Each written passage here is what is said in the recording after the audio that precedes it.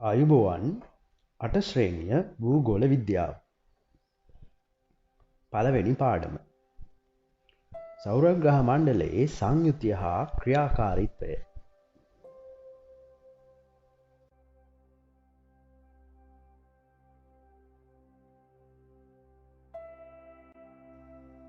සූර්යයා වටා භ්‍රමණය වෙමින් පරිභ්‍රමණය කරන ග්‍රහලෝක 8ක් තියෙනවා. සූර්යාගේ සිට පිළිවෙලින් ගත්තොත් බුධ, සිකුරු, පෘථිවි, අඟහරු, බ්‍රහස්පති, සෙනසුරු, යුරේනස්, නෙප්චූන්.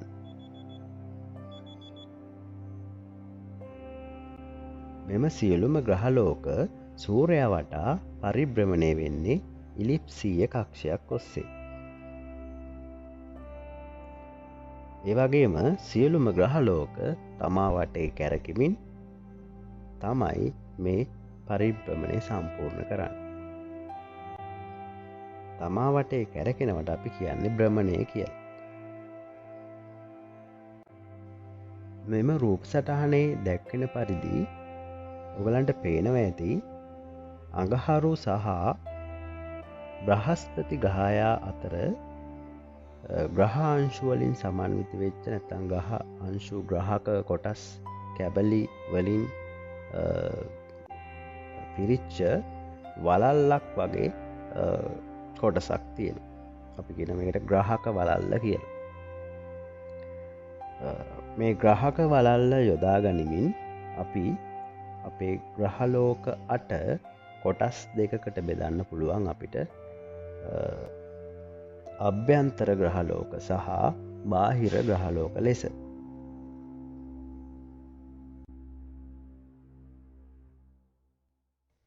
අභ්‍යන්තර ග්‍රහලෝක සූර්යයා සහ ග්‍රහක වලල්ල අතර පිහිටි ග්‍රහලෝක අභ්‍යන්තර ග්‍රහලෝක කියලා අපි හඳුන්වනවා. ඒට අයත් වෙන්නේ බුධ, සිකුරු, පෘථිවි, අඟහරු.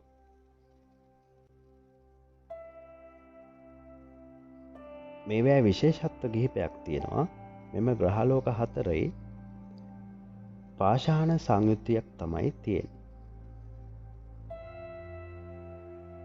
ඒවා සිලිකේට් හා ලෝහමය ද්‍රව්‍ය වලින් සකස් වෙලා තියෙනවා බහුල වශයෙන්. මතුපිට ඉතාම ඝනයි.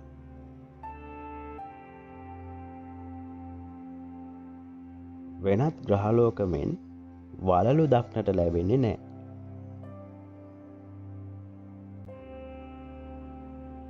මෙම අභ්‍යන්තර ග්‍රහලෝකවලට සමහර ග්‍රහලෝකවලට පමණක් ඉතා සුළු වශයෙන් උපග්‍රහයන් පිහිටලා තියෙනවා. උදාහරණයක් කිව්වොත් පෘථිවියට චන්ද්‍රයා උපග්‍රහයක් වශයෙන් පිහිටලා තියෙනවා.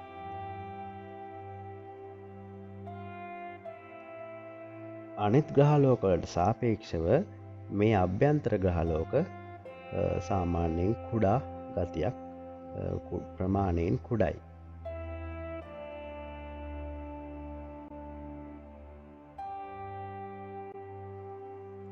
බාහිර ග්‍රහලෝක ග්‍රහක වලල්ලෙන් පිටත පිහිටි ග්‍රහලෝක අපි හඳුන්වන්නේ බාහිර ග්‍රහලෝක කියලා.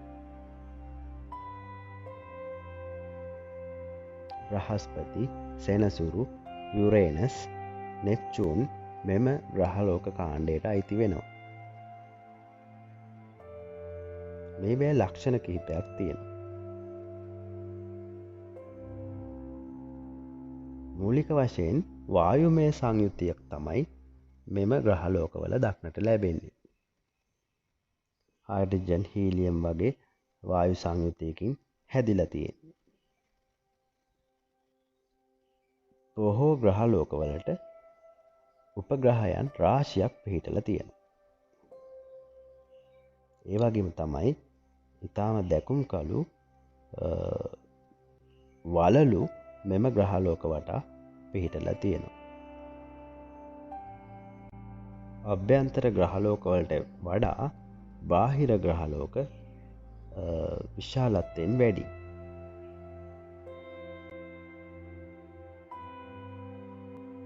සෞරග්‍රහ මණ්ඩලයට අයත් ග්‍රහලෝක පිළිබඳව කෙටියෙන් ඉගෙන ගනිමු. බුධ සූර්යාගේ සිට ගත්තහම පළවෙනි ග්‍රහලෝකය බුධ.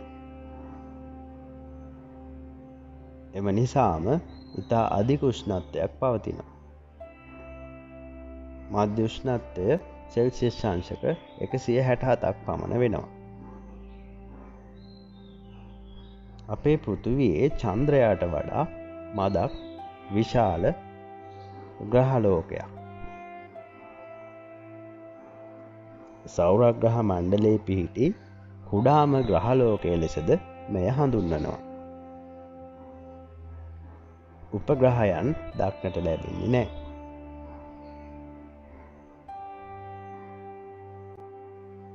බුධ ග්‍රහයා ඉතා සෙමින් භ්‍රමණය වෙන්නේ. එක් භ්‍රමණයක් වීමට පැය 1407කට ආසන්න කාලයක් ගත කරනවා.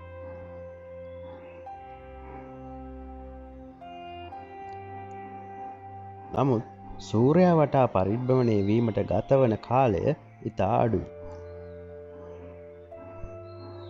දින 88ක් පමණ තමයි එක් පරිභ්‍රමණයක් වීමට ගත කරන්නේ.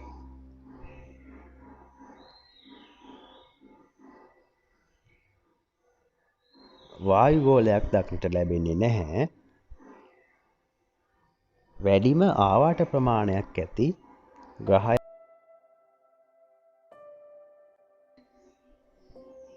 මෙම ඡායාරූපයෙන් දිස්වෙන්නේ බුධ ග්‍රහයාගේ විශාලතම ආවාටය වන කැලොරිස් ආවාටයයි. සිකුරු පහන් තරුව ලෙසද ඉරබටු තරුව ලෙසද මෙය හඳුන්වනවා. සමහර දිනවලදී ඉර බැස යාමෙන් පසුවද සමහර දිනවලදී පාන්දරද මේ ග්‍රහලෝකය පෘථිවි අපිට දැක ගන්න පුළුවන්. ඒ නිසා තමයි පහන් තරුව ඉරබටු තරුව වගේ නම් සිකුරු ග්‍රහලෝකයට ලැබිලා තියෙන්නේ.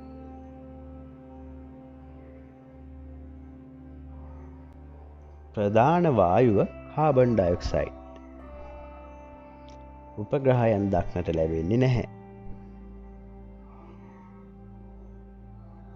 සිකුරු ග්‍රහයාගේ භ්‍රමණ කාලය පැය 5832කට ආසන්න සංඛ්‍යාවක්. විශේෂත්වය වන්නේ භ්‍රමණය වෙන්නේ නැගෙනහිර සිට බටහිර දෙසටයි.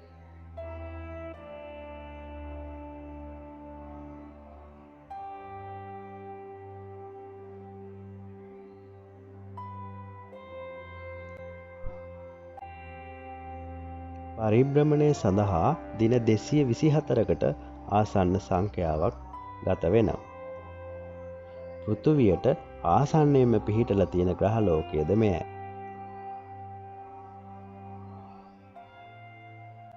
සෞරග්‍රහ මණ්ඩලයේ පිහිටි උෂ්ණත්වය අධිකම ග්‍රහලෝකය මෙයයි.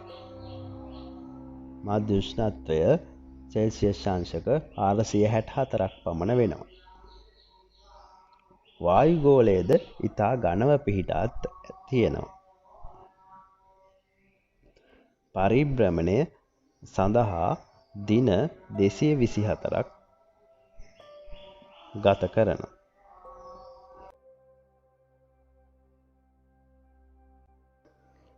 පෘථිවිය අපේ ග්‍රහලෝකය දුර අණුව සූර්යාගේ සිට 3 වෙනි ස්ථානයේ පිහිටා ඇත. මධ්‍ය උෂ්ණත්වය සෙල්සියස් අංශක 15යි. භ්‍රමණ කාලය පැය 23.9යි. පැය 24කට ආසන්නයි. පරිභ්‍රමණයක් සඳහා දින 365කුත් පැය 6ක් ගත වේ. හිතකර වායුගෝලීය සංයුතිය හා ගුරුත්වාකර්ෂණ ශක්තිය තිබීම නිසා ජීවය පැවැතීමේ හැකියාවක් තියෙනවා. ජලය, හිතකර වායුගෝලය වගේ දේවල් අඩංගුයි. උපග්‍රහයක් චන්ද්‍රයා.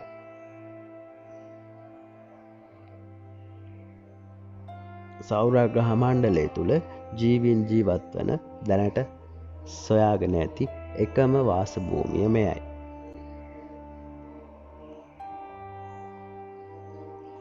අභ්‍යවකාශයේ සිට බලන විට දර්ශනීය ග්‍රහ වස්තුවක් නිසාවෙන් නිල් පැහැයෙන් දිස්වන නිසාවෙන් මෙය නිල් ග්‍රහයා ලෙසද හඳුන්වනවා.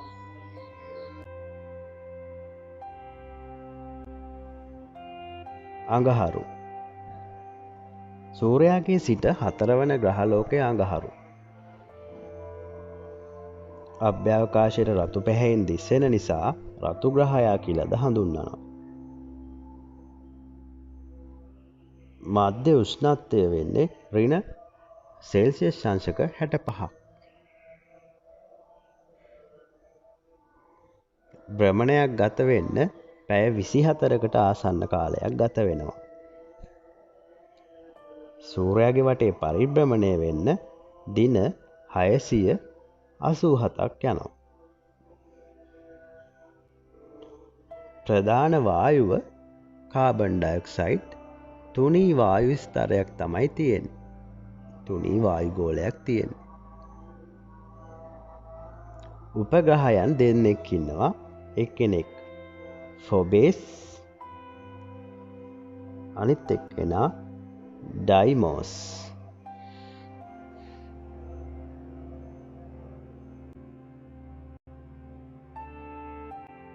බ්‍රහස්පති. සූර්යාගේ සිට 5 වන ස්ථානයේ තමයි පිහිටන්නේ. අධිකතම ගුරුත්වාකර්ෂණ බලයක් තිබෙනවා. උෂ්ණත්වය ඍණ සෙල්සියස් අංශක 110ක් පමණ වෙනවා. භ්‍රමණ කාලය පැය 9කට ආසන්නයි.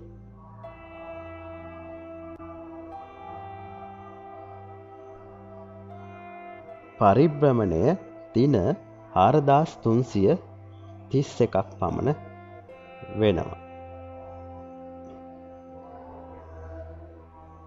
මෙහි විශේෂ ලක්ෂණයක් වන්නේ තද අඳුරු පැහැති පටිවැනි ප්‍රදේශ පිහිටලා තියෙනවා.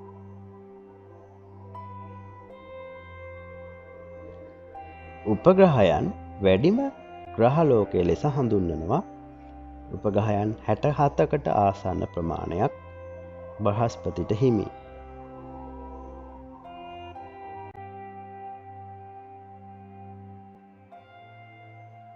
සෙනසුරු. සූර්යාගේ සිට 6 වන ස්ථානයට පිහිටලා තියෙන්නේ සෙනසුරු. උෂ්ණත්වය ඍණ සෙල්සියස් අංශක 140ක් පමණ වෙනවා. භ්‍රමණයක් වෙන්න ගත වන කාලය පැය 15කට ආසන්නයි. එක් පරිභ්‍රමණයක් සඳහා දින 10747ක් ගත කරනවා. සෞරග්‍රහ මණ්ඩලයේ දෙවන විශාලතම ග්‍රහලෝකය ලෙස ප්‍රසිද්ධයි. සෙනසුරු ග්‍රහයාගේ දර්ශනීය වලලු පද්ධතිය ඉතාම අලංකාරයි.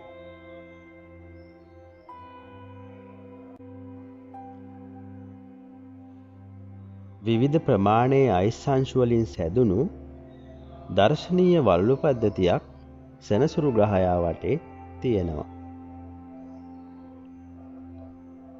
උපග්‍රහයන් ගණන 62ක්.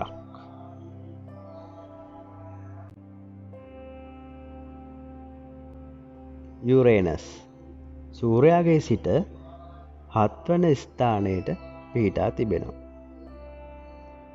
3 වන විශාලතම ග්‍රහලෝකය මෙයයි. මෙයටද ඉතා තුනි වලලු පද්ධතියක් හිමි.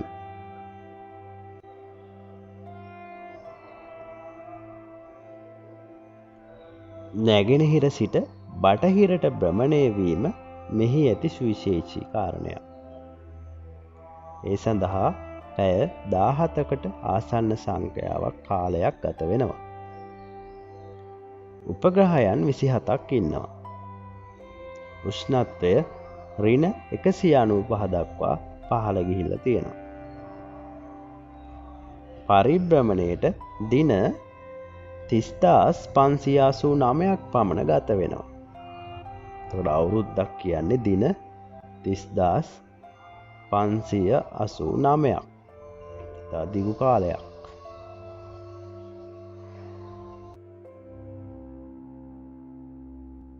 නෙප්චූන් සූර්යාට දුරින්ම පිහිටලා තියෙන ග්‍රහලෝකය.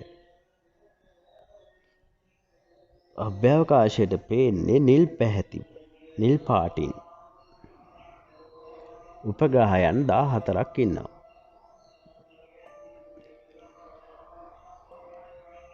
අධික ශීතලක් නැත්නම් උෂ්ණත්වය ඍණ සෙල්සියස් අංශක 200 දක්වා ඉතා අඩු උෂ්ණත්වයක් තමයි තියෙන්නේ. එක් භ්‍රමණයක් සඳහා ගතවන කාලය පැය 16ක් පමණ වෙනවා.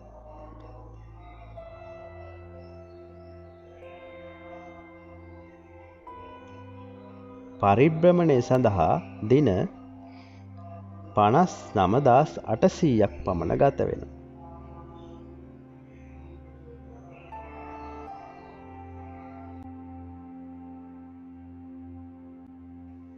උපග්‍රහයන් ග්‍රහලෝකයක් වටේ කක්ෂගතව පරිභ්‍රමණය වන කුඩා පරිවාර ග්‍රහලෝකවලට අපි කියන්නේ උපග්‍රහයන් කියලා. මේවා අපි හඳුන්වන දන්නම වචනේ තමයි චන්ද්‍රයෝ කියන එක. චන්ද්‍රයන්. මේ සෞරග්‍රහ මණ්ඩලයේ සමහර ග්‍රහලෝකවලට උපග්‍රහයන් නැහැ. සමහර ග්‍රහලෝකවලට එකකට වැඩියෙන් උපග්‍රහයන් ඉන්නවා. අපේ පෘථුවියට එක උපග්‍රහයක් ඉන්නවා. ඒක ඔයාලා දන්නවා. එයා තමයි චන්ද්‍රයා නැත්නම් හඳ.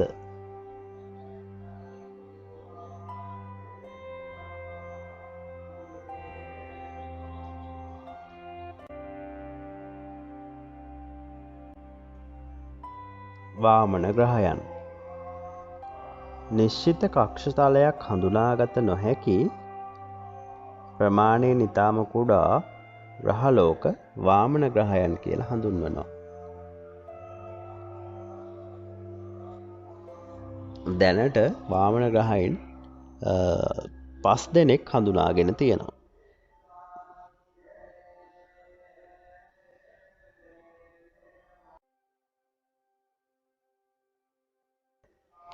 සෞරග්‍රහ මණ්ඩලය තුල දැනට නම් කර ඇති වාමන ග්‍රහයන් කිහිප දෙනෙක් පහත දැක්වෙනවා. සේරිස්, මාකේ, හෝමියා, ඒරිස්, ප්ලූටෝ.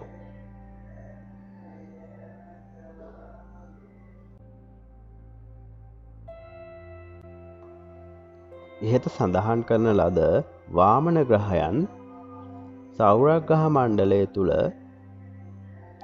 පිහිටා තිබෙන ආකාරය, ස්ථානගත වී තිබෙන ආකාරය පිළිබඳ මෙම රූප සටහන බලා හොඳින් අවබෝධ කරගන්න.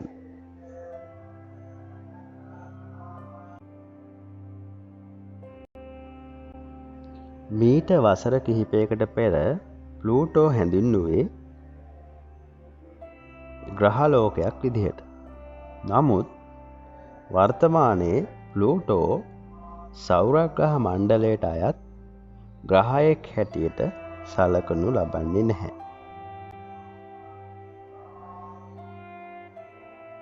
එයට හේතුව මොකක්ද?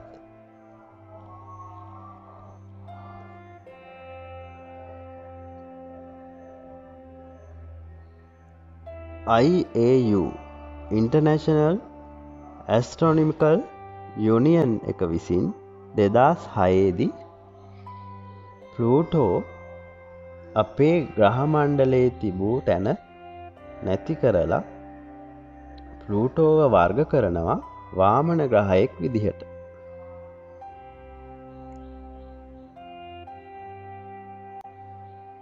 එයට ප්‍රධානම හේතු වුණේ IAU විසින් ග්‍රහලෝකය යන්නට නව නිර්වචන කිහිපයක් ලබා දීම.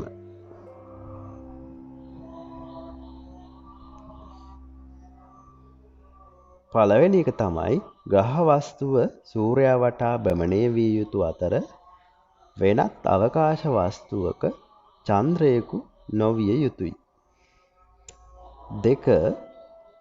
එය තම ගුරුත්වය යටතේ ගෝලාකාර හැඩයක් ගැනීමට තරම් විශාලත්වයකින් යුක්ත විය යුතුයි.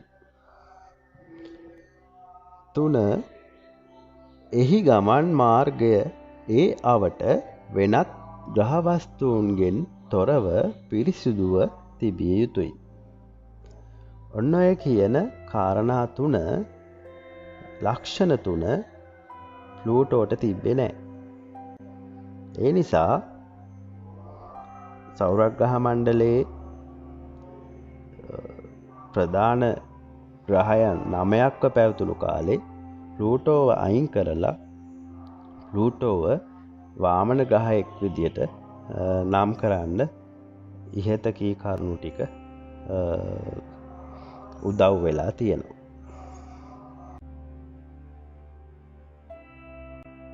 මෙම රූප සටහනෙන් පෙන්වන්නේ අනෙකුත් ප්‍රධාන ග්‍රහලෝකවලට සාපේක්ෂව ප්ලූටෝගේ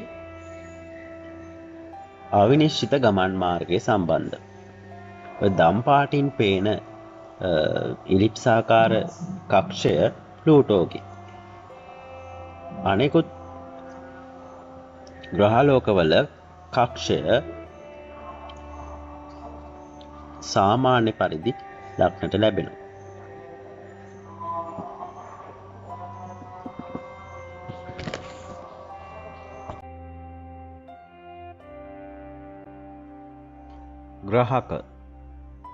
ග්‍රහක කියන්නේ විවිධ ප්‍රමාණයෙන් යුක්ත ඝන වූ පාෂාණ කැබලි.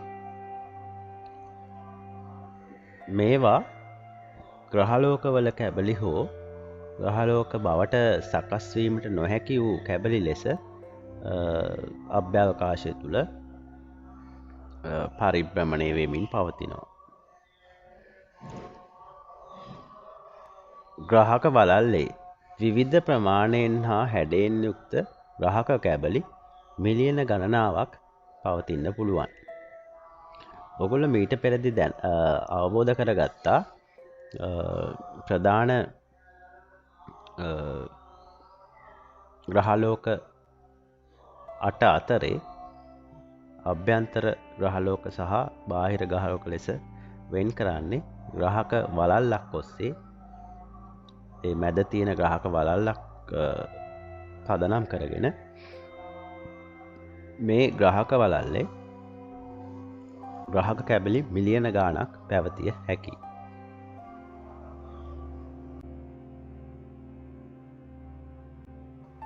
ග්‍රහක වලල්ල අප සෞරග්‍රහ මණ්ඩලයේ ග්‍රහක වලල්ලක් තියෙනවනේ. මෙහි ග්‍රහක නමින් හැඳින්වෙන විවිධ ප්‍රමාණයේ පාෂාණ කොටස් තමයි පවතින්නේ. මෙම ග්‍රහක වලල්ල අඟහරු ග්‍රහයා සහ බ්‍රහස්පති ග්‍රහයා අතර පිහිටා ඇති බව මීට පෙරදීත් අපි කතා කළා.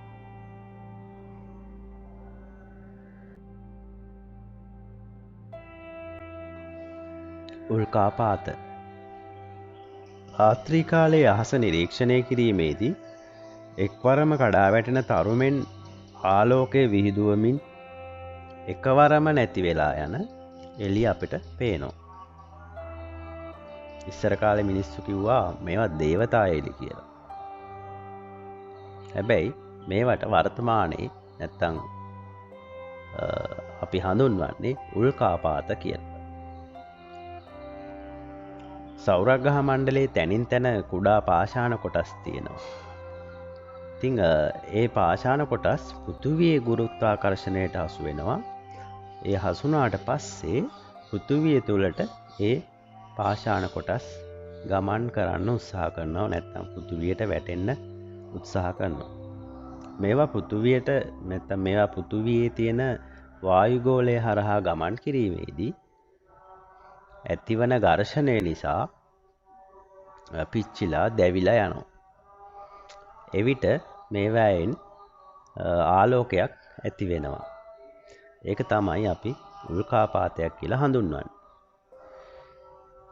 ඔයගලන්ට මතක නම් මේ ආසන්න කාලයේදී මේ මෑතකදී ජෙමිනිට් උල්කාපාත වර්ෂාව දවස් කිහිපයක් ඔස්සේ අපි රාත්‍රී කාලේ අපිට දක්නට ලැබුණා. මේ උල්කාපාත වර්ෂාවක් කාලෙකින් එන දුර්ලභ දසුණක්.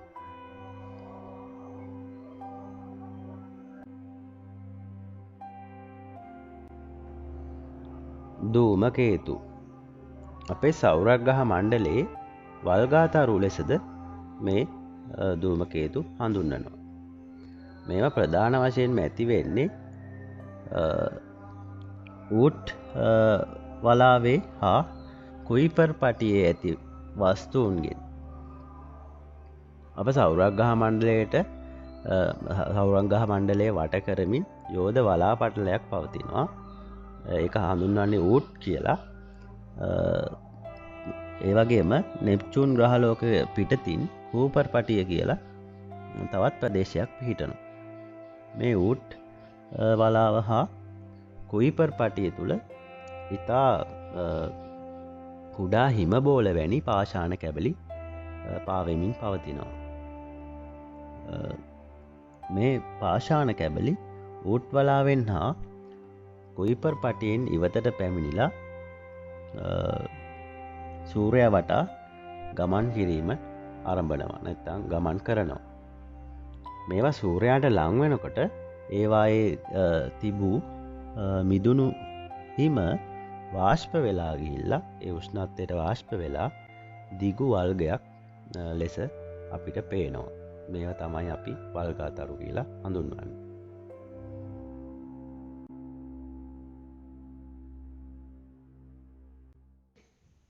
මෙතෙක් සිදු කරන ලද පාඩම ඇසුරෙන් සහ මෙම පාඩමට අදාළව පෙළපොත හොඳින් කියවා පහත සඳහන් පැවරුමේ යෙදෙන්න. තවත් මෙවැනි පාඩමකින් හමුවනතුරු ඔබට සුබ දවසක්.